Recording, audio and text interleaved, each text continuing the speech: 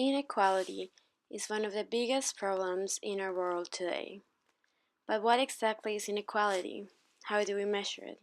What other aspects of the economy affect it? Is it increasing or decreasing? In this video, I attempt to answer some of these questions, focusing on the impact that technological development has for inequality, using Chile as a case study. So, how unequal is the world right now?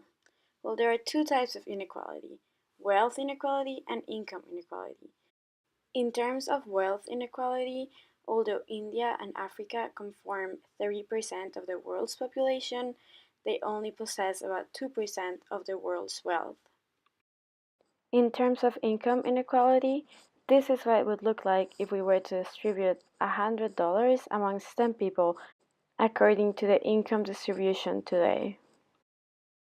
Although it does not look very fair, the situation has been improving in the last few years.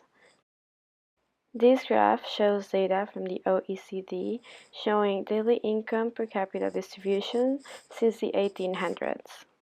Although global income inequality increased for about 2 centuries, it is now falling. The overall distribution has shifted to the right, with the income of the world's poorest citizens increasing and poverty falling faster than ever before. Technology is one of the most relevant factors generally cited as a reason for the change in this distribution. Inequality is usually measured using the Gini index. The Gini index is a number from 0 to 1 calculated using the Lorenz curve and the equality line. A perfect score of 0 represents a society where all individuals have the same income, while a score of 1 represents a society where one individual accumulates all the wealth. But why is inequality such a huge deal?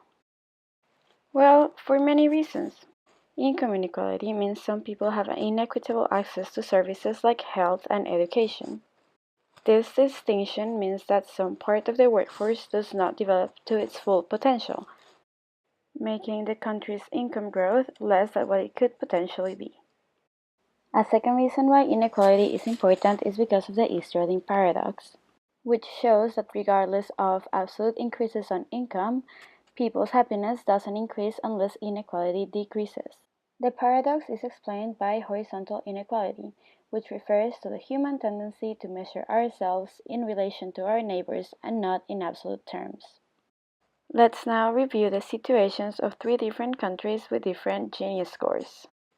This chart shows the gross domestic product, the Gini score, and the population levels of 3 different countries. Out of those 3, Germany has both the highest GDP and the lowest Gini index, meaning that it is the most equal. Germany is a rich country, with the highest income per head of the EU's largest countries, comfortably ahead of Britain, France, and Italy. Unemployment is the lowest in the EU. Labor shortages are actually one of Germany's biggest problems.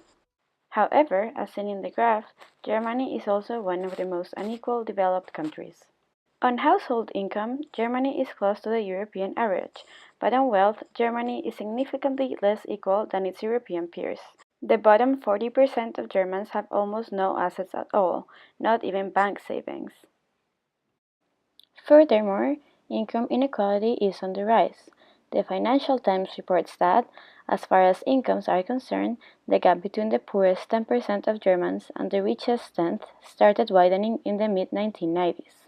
It did so largely for the same reasons as elsewhere in the developed world: globalization and the loss of jobs through technological change. On the other side of the spectrum are the Seychelles Islands, with a high score in the Gini index, and a very high GDP as well.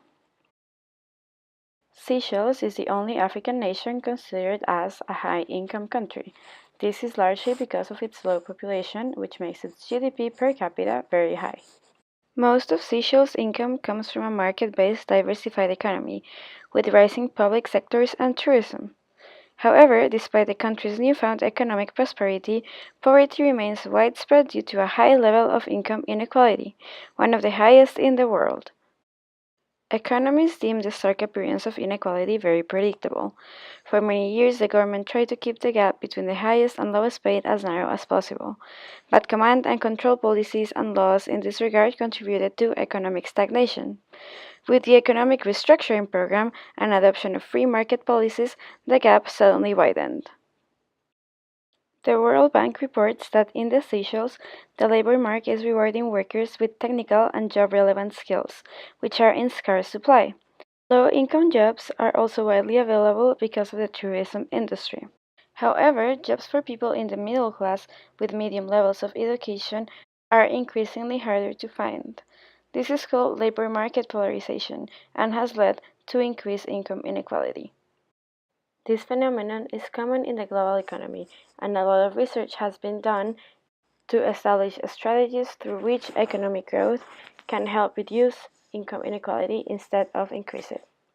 Given the relationship between technological development and economic growth, and the relationship between economic growth and income inequality, and the increasing trend on technological development, a lot of research has been done attempting to predict the impact that technological development will have on economic inequality. Clearly, no economist would argue that technological development is bad. First of all, it was thanks to technological development that we escaped the malnutrition trap a couple years ago after the Industrial Revolution. Technology increases efficiency and productivity, accelerating economic growth. It does so through the mechanisms of creative destruction, which Joseph Schumpeter defines as the incessant product and process innovation mechanism by which new production units replace outdated ones. Some people have expressed fear of humans being the next product to be replaced, and that the fast pace of the technological advancement will leave us all without jobs and lead to a global economic crisis. However, there have been multiple technological revolutions, including the agricultural, the industrial one, and most lately the digital one. And as far as I know, we're still alive. This is not to say that economic advancement only brings benefits to our economy. Many authors have warned of the increasing economic inequality driven by the economic growth caused by technology. As we mentioned in the case of Germany, technological development is one of the reasons most commonly cited to understand economic inequality increasing in developed countries. This is because of the polarization of jobs explained before. Wages are set based on employment rent, meaning the cost of losing a job. Technology has the ability to replace jobs that involve routinary tasks. These jobs are generally white-collar jobs taken by people in the middle sectors of the economy. Other low-wage jobs in the service sector that require human interaction and empathy are still available. Technology also creates new jobs, but these are usually only available for very high educated people, meaning the elite of the economy. Hence, technological development forms a gap in job offers for the middle income class, increasing income inequality. However, there is one region in the world where income inequality is actually decreasing: Latin America. In order to understand the mechanisms behind this phenomenon, let's examine Chile. As this graph shows, Chile is a developed country with one of the highest income inequality rankings. This is true for both wealth and income inequality. It is also one of the few countries where income inequality is decreasing. Perhaps telling of the reasons behind this phenomenon is the fact that Chile is still behind in the technological revolution. Government spending on research and development is one of the lowest among developed countries. One of Chile's biggest sources of income is mining, especially through the copper industry. This has always been the case and is almost embedded in the Chilean culture. Mining is a very good industry for Chile because it generates jobs at both the high skill educational level and the low one. Chile is also the most centralized country in Latin America, as stated by the President of the Chamber of Deputies. This means that people in the regions don't have many options when it comes to labor. People in the northern regions of Chile mostly rely on mining. This means that although low-skilled labor is very dangerous, most people choose to take it and rely on it to make a living. This scenario leaves residents of these regions highly vulnerable to development technologies that might replace their jobs. However, Chile is not advanced yet in these technologies, and most of the ones that have been implemented generate jobs of the same Skill level. For example, aerial drones to survey the lands still need to be supervised by someone who knows about mining. Meanwhile, other industries like the service industry is still growing strong, providing more low-skilled labor and helping reduce the income gap. An example are the Pronto convenience stores owned by the petroleum company Copec. Chile's strong economy allows companies like this to open more stores, which employ more people. International economic growth and friendly outsourcing policies for multinationals have also helped Chile produce more low-skilled labor and reduce the income gap. This is the case for most Latin American countries, which benefit from the development of technology that increase the labor offerings for low-skilled workers, and avoid the downfalls of development technologies that displace the middle-income class.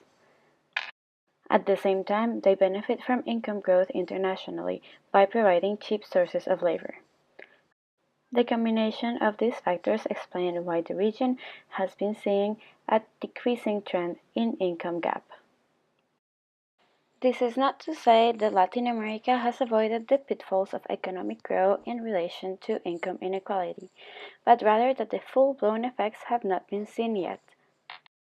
The determinant factor for how well Latin American countries manage to handle economic growth will be the institutions built around them.